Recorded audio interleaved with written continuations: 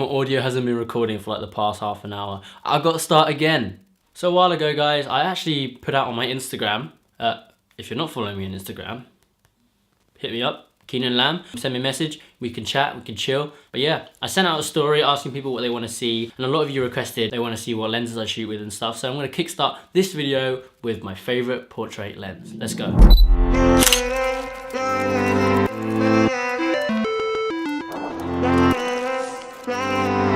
So today, guys, we're going to be talking about my favourite portrait lens, and it's this, the 85mm f1.4 from Samyang. Now Samyang actually come under a bunch of names. I've heard they're like Rokinon in America, but over here in like Hong Kong they're Samyang. So this is the Samyang version 85mm f1.4, and it has the UMC coating, which, to be honest, I don't actually know what it is. And before we start, guys, this lens I bought in Hong Kong from a company called Baldwin Digital for £230. I'm not sure what the price is now. I'll link an Amazon link in the description if you guys want to go and purchase it after watching this video. But yeah, let's get started. So guys, this is actually a fully manual lens. So we have a manual focus ring right here, and we also have a manual aperture ring here as well, which you can hear clicking. If I turn the aperture ring, you can see the iris opening and closing. So this lens is actually a really good lens for people who want to start getting into photography and learning more about aperture, exposure, and also learning how to nail focus perfectly.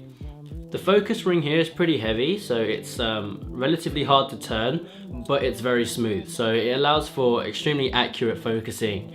And when you pair it with like a Sony camera or a camera that has focus peaking, this lens is really good because you can instantly see what's in focus and you don't have to like zoom in and see if everything's all clear and stuff. So I really love f1.4 because it allows me to separate my subject from the background and also give me lots of bokeh and blurry background, and it just makes your portraits and any pictures really look extremely crispy when you're at a shallow depth of field. However, at f1.4 there is color fringing when you're taking pictures that include high contrast. So say if you're taking photos of trees in the sky and you're at f1.4 and it's pretty sunny, you'll get these purple lines outlining the trees. So to remove that, I usually stop down to f2 or f2.8 or anything lower than that to remove my color fringing.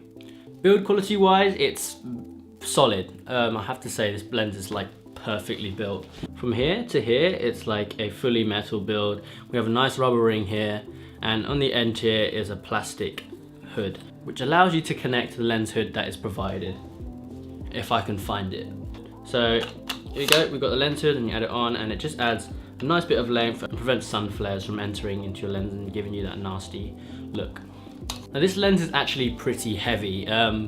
However, I really like the way it's heavy. It feels solid. It makes the Sony camera a bit heavier and feels less plasticky to hold. So yeah, I'm really happy with the build quality. Samyang did a great job. Now, minimum focus distance of this lens is 1 meter. So even then at f1.4, like you're only gonna get like this much in focus. I recommend you standing about 1.5 to 2 meters back if you're taking portraits at least. Now this lens is actually so sharp. I'm actually shooting on an A7S at the moment. I shoot photos on that as well, and it's only 12.2 megapixels, which is a bit of a bummer, meaning that I can't crop into photos very much, otherwise photos become blurry and grainy.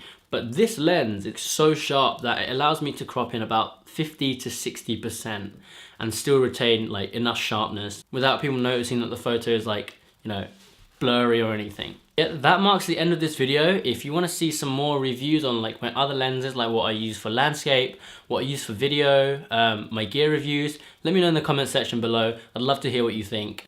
As I said earlier, follow me on Instagram at Keenan Lamb. But yeah, as of now, I'll see you in my next video. I don't know what it's gonna be, but until then, I'll catch you guys later. Goodbye.